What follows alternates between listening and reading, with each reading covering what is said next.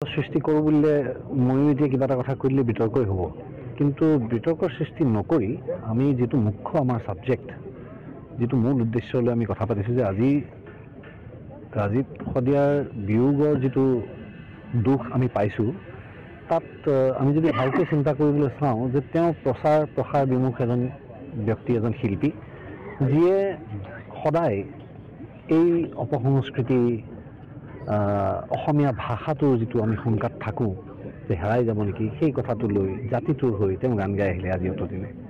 গতিকে ডেফিনেটলি আজিৰ দিনত য'ত সস্তীয়া ফেচবুকৰ বাতৰিবিলাকে শিৰোনাম বুটলিবলৈ সক্ষম হয়, তাত তেওঁলোক প্ৰচাৰ প্ৰসাৰৰ পৰা বহুত দূৰত থাকে, তেওঁলোকে সেই পপুলাৰিটি পোৱা নাই।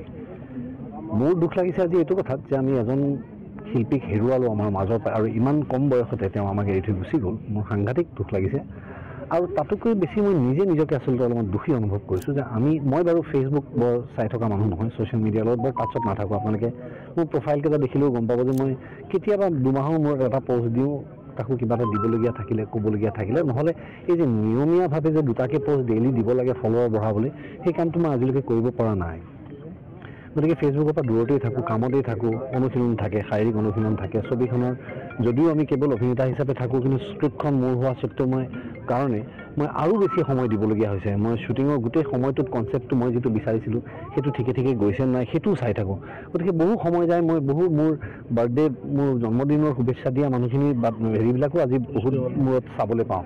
গতিকে তেনেস্থলত ময়ো নিজকে কিন্তু তথাপিও দুখী অনুভৱ কৰিছোঁ যে মৃত্যুৰ আগলৈকে ৰাজীৱ শদিয়াৰ বিষয়ে মই সিমান নাজানিছিলোঁ, কিন্তু জানিবলৈ নোপোৱাটো আচলতে গোটেই জাতিটোৰ বাবে বৰ দুখ লগা কথা। এজন শিল্পীক প্ৰতিষ্ঠা কৰাৰ ক্ষেত্ৰত, প্লেটফৰ্ম দিয়াৰ ক্ষেত্ৰত সংবাদ মাধ্যমেই আগবঢ়াই নিয়ে, যাকে নিয়ে শীৰ্ষলৈকেও নিয়ে, সংবাদ মাধ্যমে টানিও আনে।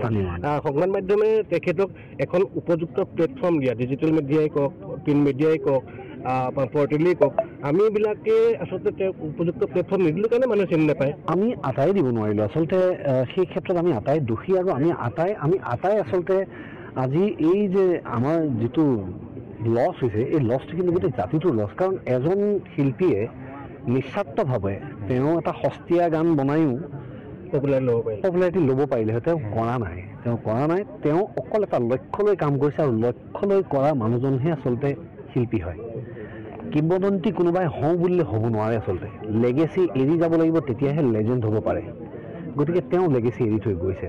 গতিকে তেওঁৰ মৃত্যুত মই গভীৰ শোক প্ৰকাশ কৰিছোঁ, আৰু মই নিজকেও ইয়াৰ মাজত মই দুখী পাইছোঁ যে ময়ো তেখেতৰ বিষয়ে বৰ নাজানিলোঁ, আচলতে গম নাপালোঁ। কিন্তু তেওঁৰ মৃত্যুৰ পাছতো আজি এইষাৰ কথা গম পাই অন্ততঃ এটা গৌৰৱ অনুভৱ কৰিছোঁ যে আমাৰ মাজত এনেকুৱা এজন ব্যক্তি আছিলে, যিয়ে কেৱল ব্যৱসায় হিচাপে নিজৰ শিল্পী সত্তাটোক নাৰাখিলে, তেওঁ ৰাইজৰ বাবে কাম কৰিলে। গতিকে তেওঁক মই চিৰনমন কৰিছোঁ, আৰু তেওঁৰ আত্মাই সদ্গতি পাওক তাৰে প্ৰাৰ্থনা কৰিছোঁ। আৰু শেষত ই আমাৰ আটাইৰে কাৰণে আচলতে সাংঘাতিক ধৰণৰ এটা দুখৰ খবৰ।